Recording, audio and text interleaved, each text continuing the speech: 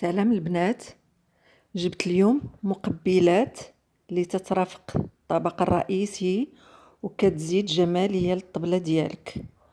يمكن ليك ديريهم في 4 طبيصلات صغار، كتعطي صورة جميلة للناظرين، ولكن الاختيار.